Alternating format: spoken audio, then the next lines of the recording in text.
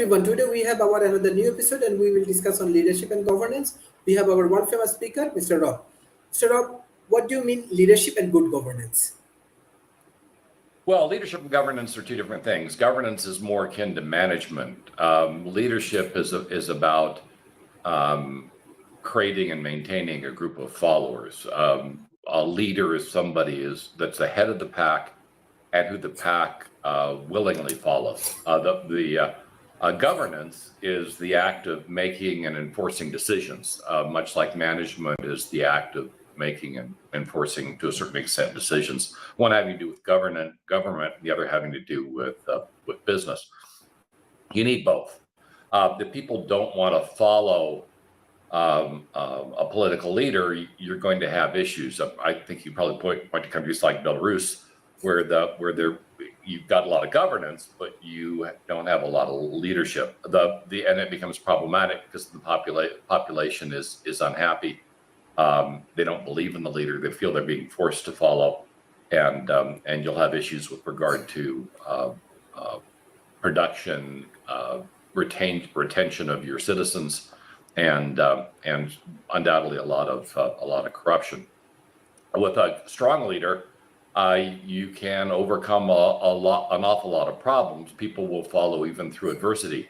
But if you don't have governance, then the underlying management fundamentals aren't in place, and the overall system will also fail. So you need both. You need to have people willing to follow the person that's running the government, and you need to have the person running the government competent enough to make capable decisions and make sure those decisions are carried out.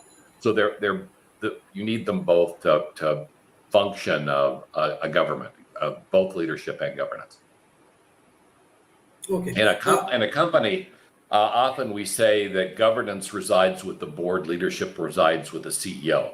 The board is responsible for assuring the ongoing running of the company and that the stockholders or owners' needs are met, while the CEO is responsible for the execution of the firm, driving the employees, setting the strategy, and making sure the company achieves the goals that have been set. So depending how you do it, you need both. Okay, excellent. Professor Rob, when we discuss about governance, can you share some of your view of good governance, especially corporate governance? How does Silicon Valley company actually manage their governance? Or how does it Well, work? typically when you I was next internal auditor, head of field audit, one of the heads of field audit for IBM, and so what we audited, we were part of governance. We weren't a part of leadership. We weren't part of the structure that set the strategy. We were part of the structure that assured that the rules that had been set by the board and executive leadership were being followed and met, and also assuring that the laws that had been set by the state we operated in had been met. So that was part of governance. So the way you do good governance is you assure that the people in power are competent in their underlying jobs. They stay within their lane. In other words, they don't abuse their power, and they don't self-deal. So you don't have graft. You don't have people doing things that are illegal or illicit, and you don't have people abusing other employees for whatever reason. So setting up good governance requires that you begin with a structure of people that know what it is they're doing and know what needs to be done. So they have the competency to hire qualified people throughout the organization, and then you put in place a set of rules, policies we call them, that the company has to follow, and then you put in place an enforcement mechanism, which typically is internal audit, to make sure those rules are adhered to, and that gives you your governance. It creates a mechanism whereby the company can execute competently. Another part of governance is putting in place measurements, making sure that you have milestones, people that are measured against those milestones. And so you can so you've got a mechanism to assure that the company improves over time, or at least doesn't degrade. So that's how it starts with competent people, then policies, and then enforcement of those policies, and then finally putting in place measurements to make sure that the company advances over time and improves over time. Otherwise, it will just thrash. Some of the biggest problems I've looked at in terms of firms that have failed, they have failed because they've hired people that didn't know what they were doing, who hired other people that didn't know what they were doing, creating a critical mass of folks that were just churning and not doing any work.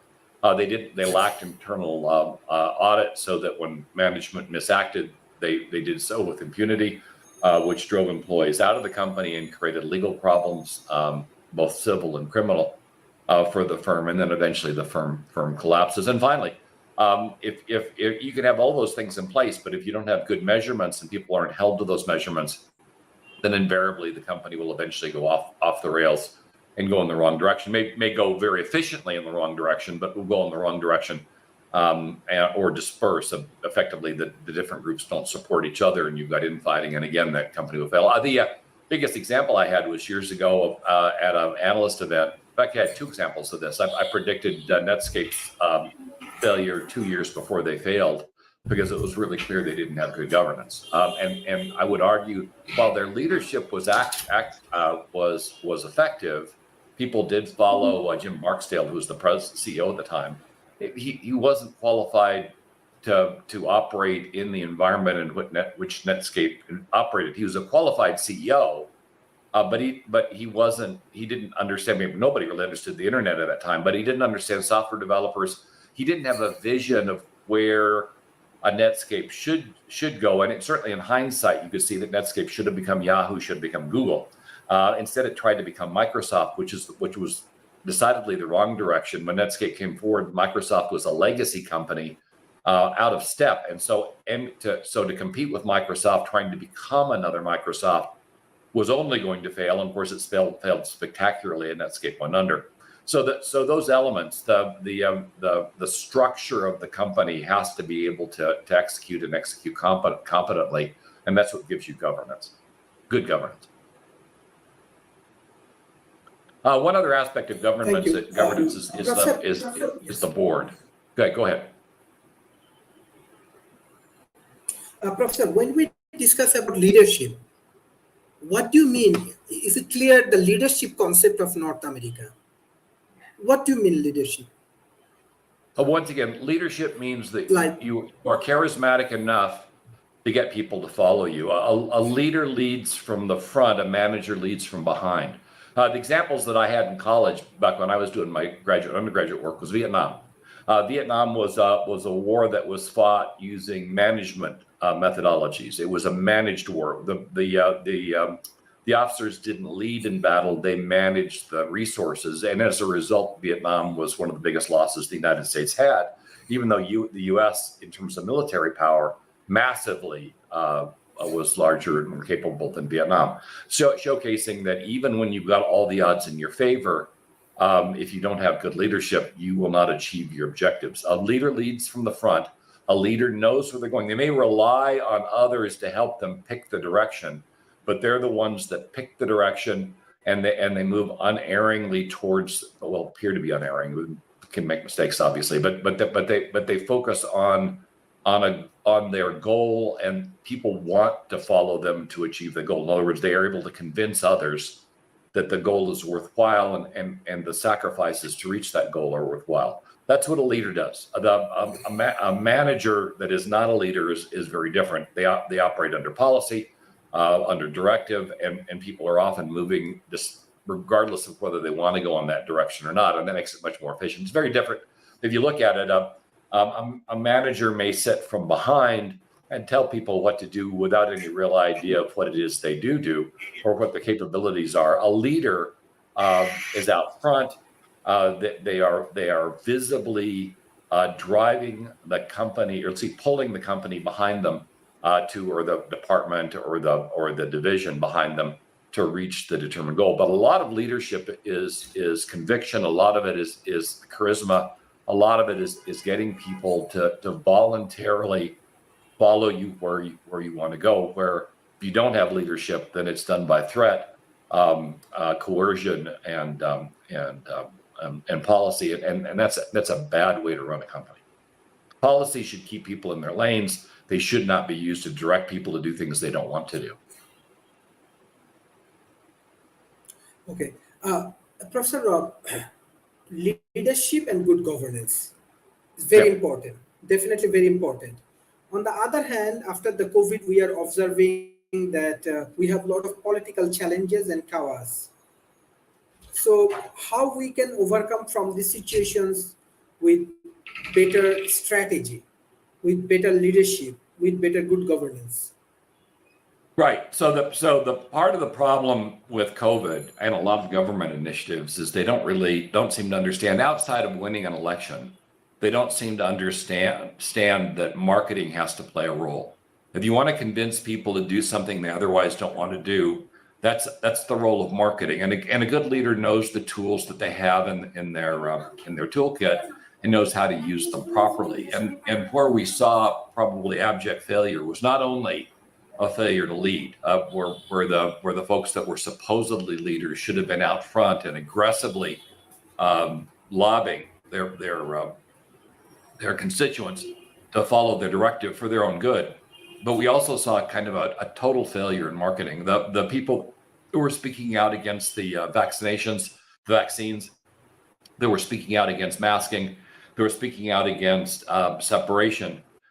They were performing the leadership role. Effectively, they usurped the power of who the elected leaders were and created a counter movement. And that was largely done by the fact that they were able to reach more people more effectively than the government was. Now, the government should always be able to reach people more effectively than non-government people, largely because they've got the funding of a government behind them. But often we see leaders that feel that because they're in power, they can dictate how people will behave. They don't need to convince them how to behave. And that's the difference between management and leadership. Management would say you can dictate, you issue an order and people should follow, step forward, and line up. And to a large extent, people aren't like that. They will tend to rebel if forced to do something, even if that something is for their own good. As children, we were told to eat our vegetables, and the harder our parents tell us to eat our vegetables, the less likely we are to eat them. I'm convinced there are not a lot of pets out there that have great vegetarian diets that nobody knows about. But in the end, that's what you got to do. Part of driving people to do what you want them to do is to convince them, not order them to do what you want them to do. And that means you have to show proof, and you have to show proof in a way that they'll accept it. But if you wait too long and those people now grow to distrust you, then you lose your ability to lead. If you can't lead a person or a group of people that distrust you, and a good deal of the failure of the COVID-19 mitigation processes was the fact that people just rebelled. They didn't trust their governments. That they were led to believe that there were things that were being covered up. And in some cases, they were even right. I think you can look at the recent issues with regard to where the virus originated, whether it was in the lab or the market, is a case in point. It could have originated either place. There should have been a worldwide directive to determine where it actually originated. But instead, what we got were political arguments between countries, and even in some cases between parties, as to where it occurred without the underlying investigation to prove any case. And so we were left with two very different and mutually exclusive answers to a critical question. And that leads to distrust. It makes it look like governments don't know what they're doing, and that governments are lying to their citizens, and people will not follow a leader that appears to be that they believe to be dishonest. So I think the failure really went to how the execution on the virus was done. Everything from the lack of investigation to determine its origin, to how the remediation methods were presented to the populace as orders, as opposed to as an education opportunity to convince people to do the right thing. Okay, Professor Rob, this is a complex situation. We believe that our policy, our economic infrastructure, many things will be changed after the COVID situations, as well as this war and economical challenge. So, how leadership of different countries can play a role to overcome from these complex situations? Do you have had advice, or do you have any kind of strategy? Yeah, certainly. The one you have to do a review of what occurred and what broke.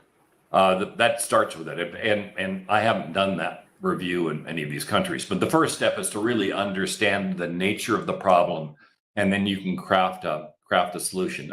Generically, I would say if I were doing this based on what I know, I'd set up an organization that had marketing capability and give them a marketing budget to be able to work with. In other words, part of what they have to do is convince the population to do what needs to be done.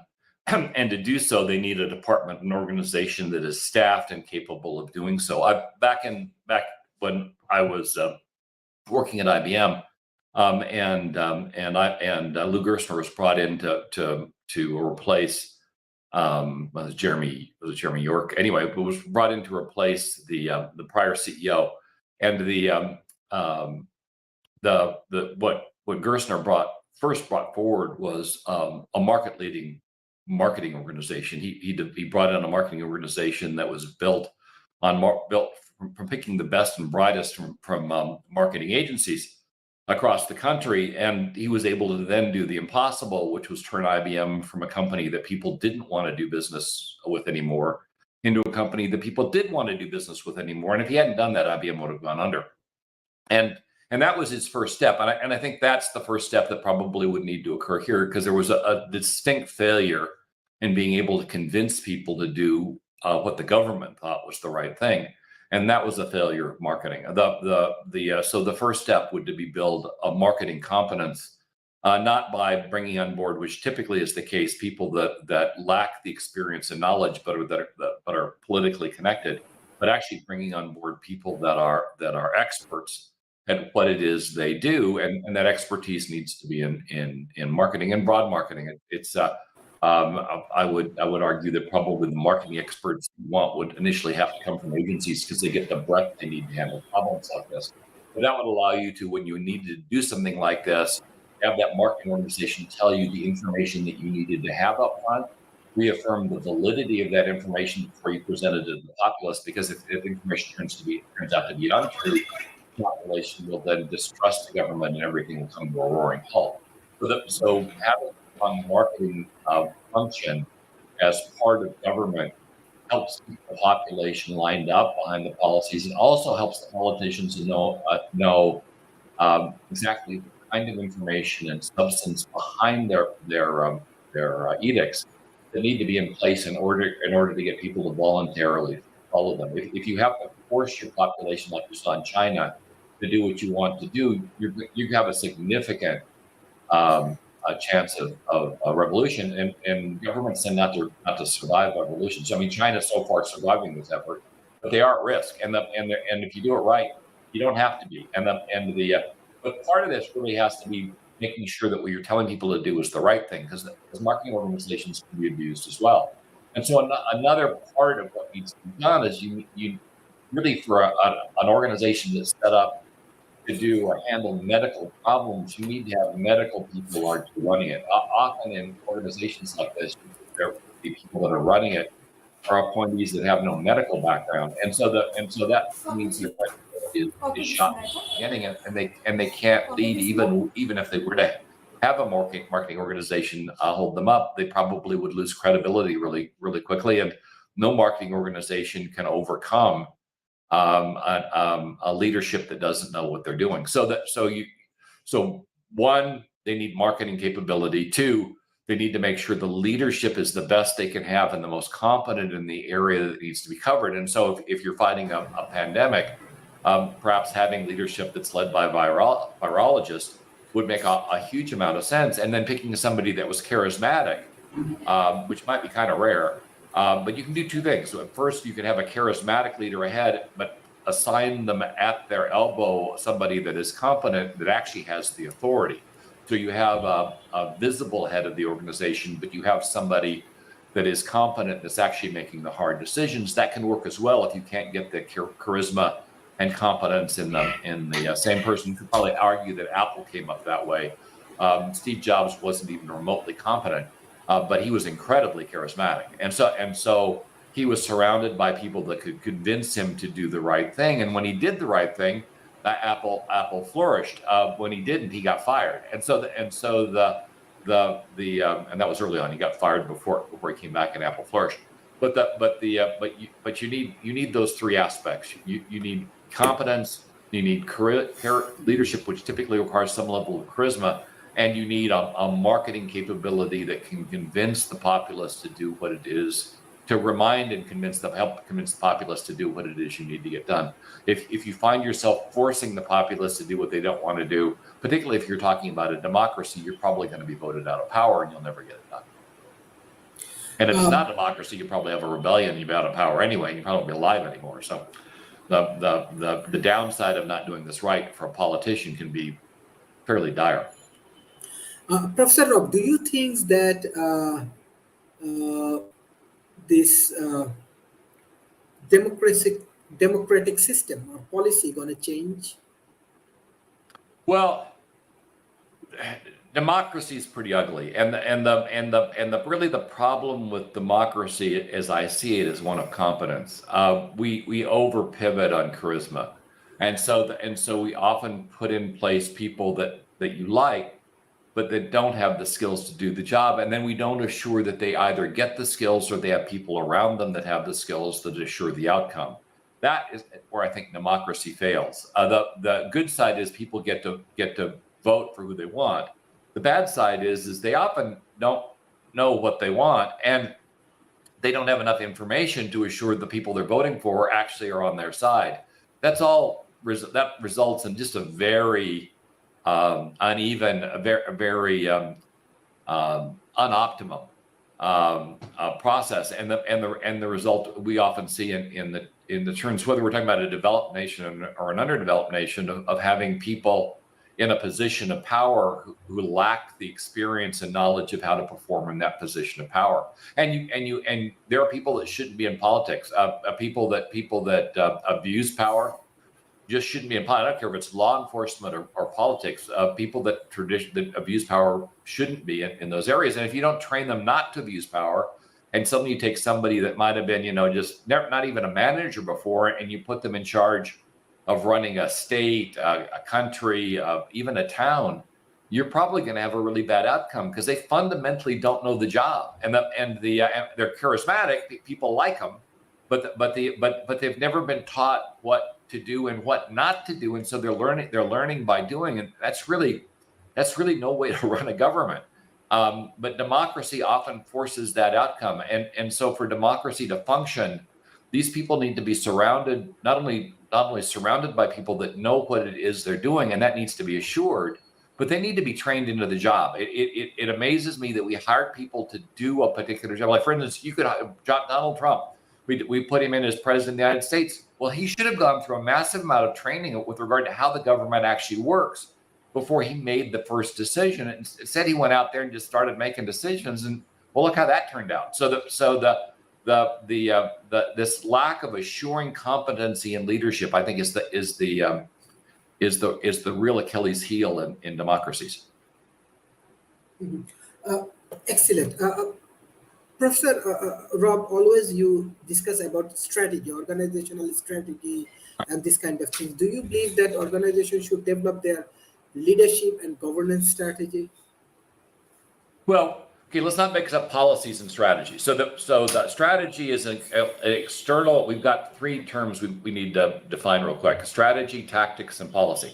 So policy is how the company deals with stuff inside the company, and it needs to be forward-looking. It's a set of rules the company has to direct. Strategy tends to be external.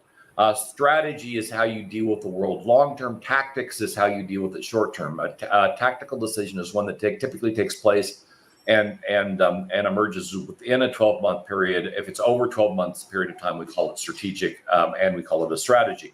And don't get me wrong, you can have a strategic policy, but we need to be a little careful about things that are done inside the company versus things that are outside the company. But yes, regardless if you're inside or outside the company, you should have a long-term view of what it is you want to accomplish. A manager that doesn't know what it is they want to build invariably won't build what it is they need.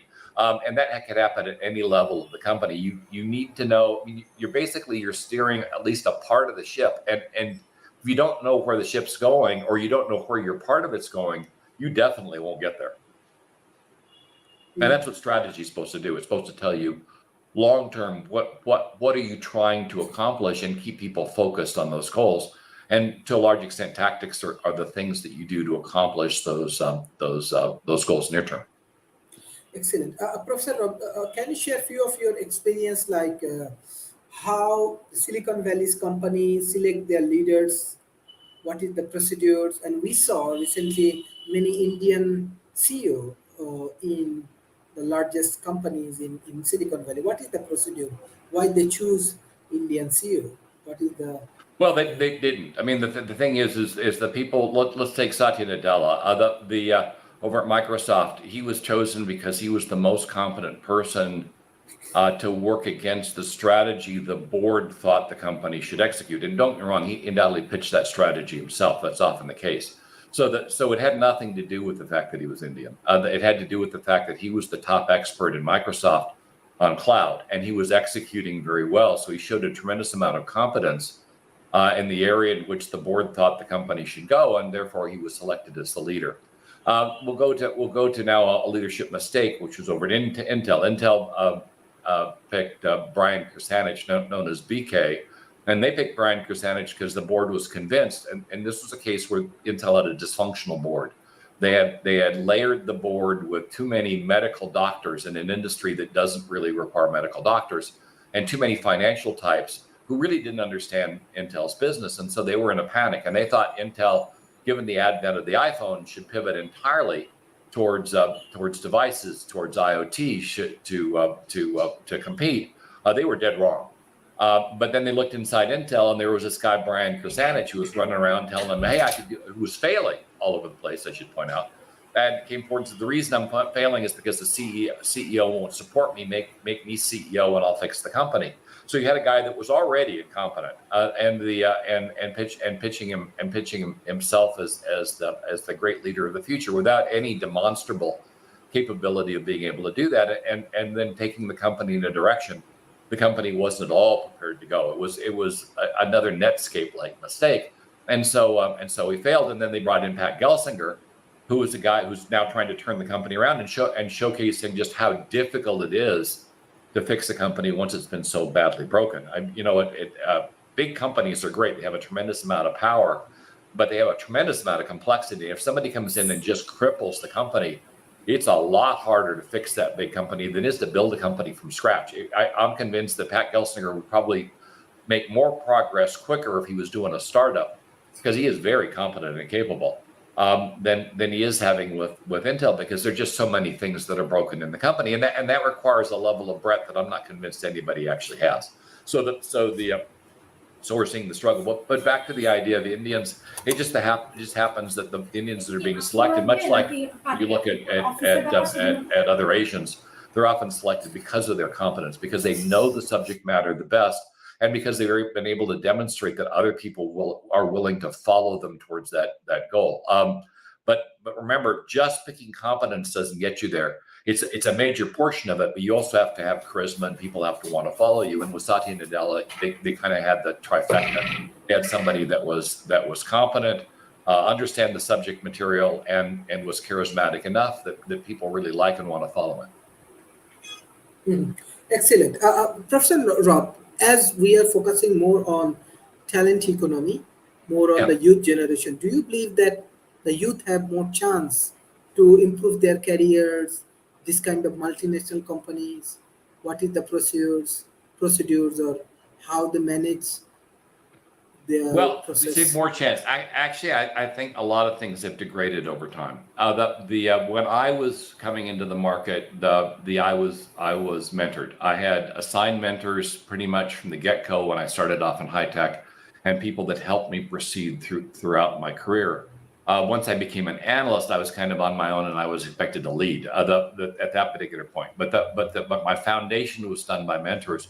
It is now far more the exception than the rule that people get a mentor. Often they're thrown in a job without enough knowledge about what the job is. School hasn't prepared them particularly well for it. I mean, the ongoing joke, for instance, in litigation is you come out of law school and you know how to do research, but you don't know how to litigate.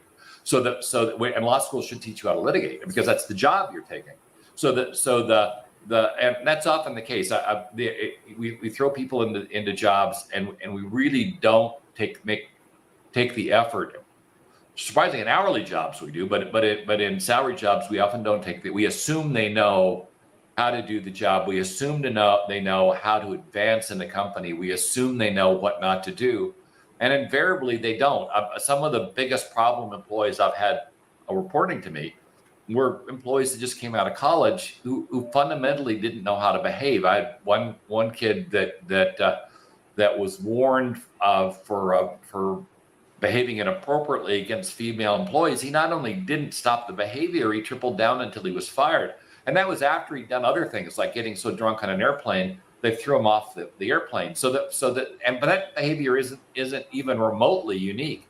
So a lot of the kids that come into these jobs, they think the same rules that they had in college apply to them in the companies they go to, and the same rules don't even apply in different companies. Every company has different rules, and often we just don't train the kids in the rules. We don't train the kids in the job. Nobody has time, and the end result is we're kind of surprised about how much churn we get and how depressed kids get and how unhappy they are once they finally get into a job. One, they had no idea what the job was. Two, nobody helps them understand the job. They've got to kind of learn on their own. And three, all the experience they had leading up to having that job, most of it is not applicable, and a lot of it's absolutely wrong. So because of the kinds of things you can do in school, like ask another student out on a date, are things that are absolutely frowned upon if you're at work. And if that other person says no, well, in school you can do some things that are probably pretty inappropriate, but at work, if you do those, you'll get terminated. You'll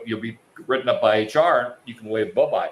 And the screwy thing is that a lot of kids don't understand with regard to social media is companies are really not fond of critics that are in the rank and file that have gone public with problems. Another great way to end a career is post the wrong thing on social media. I still remember early on when the internet was young, a Microsoft engineer who got really excited about something, immediately went on social media and started posting about it. It was a top secret at Microsoft.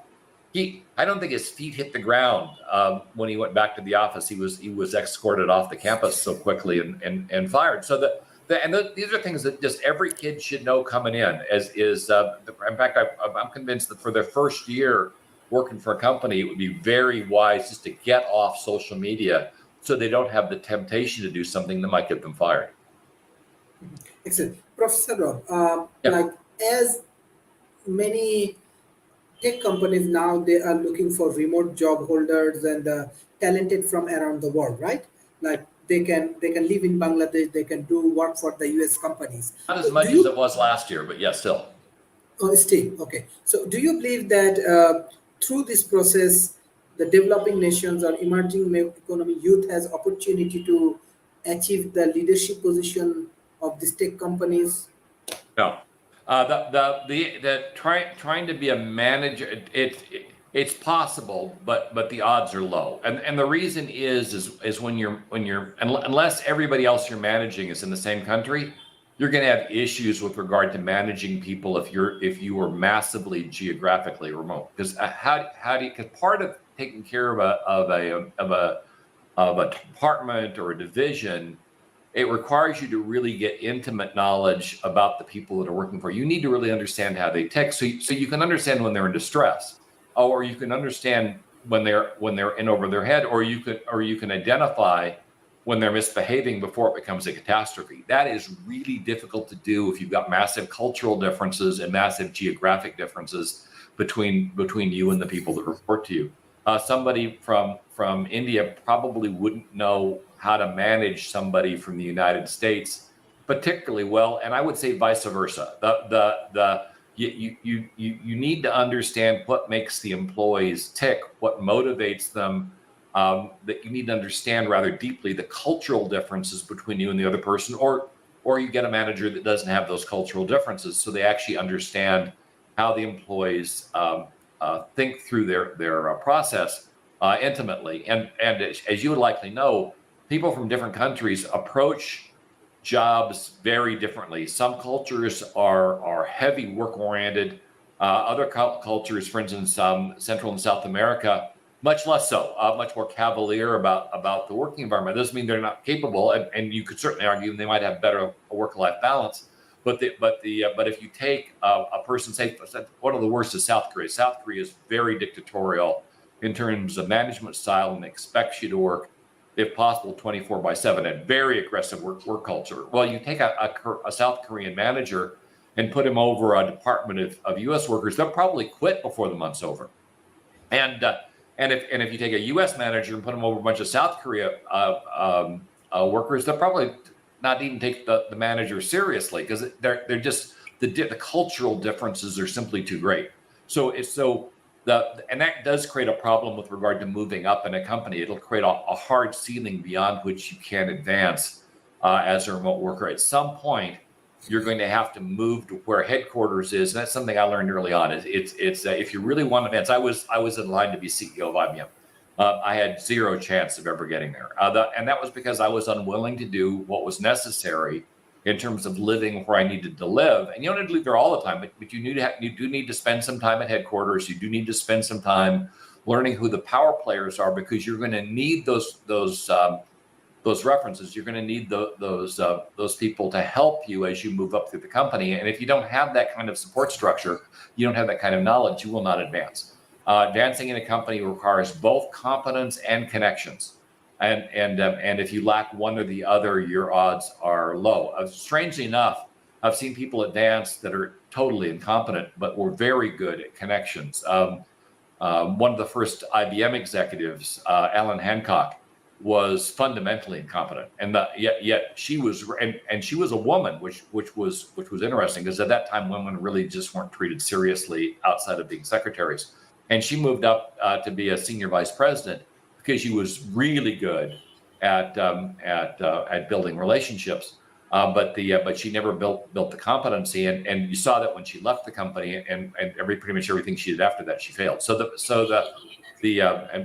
the training wheels kind of came off. So in the end, yeah, if you want to move up in management and you are working for a company that's remote, at some point in time, you are going to have to make the trip and actually go to headquarters, work around the executive leadership at some point in time. In most of the tech companies, there are programs that allow people to work for the CEO, to be aides for the CEO, and those people are the ones that often make it into management. Pat Gelsinger was God, what was his name? Andy Grove.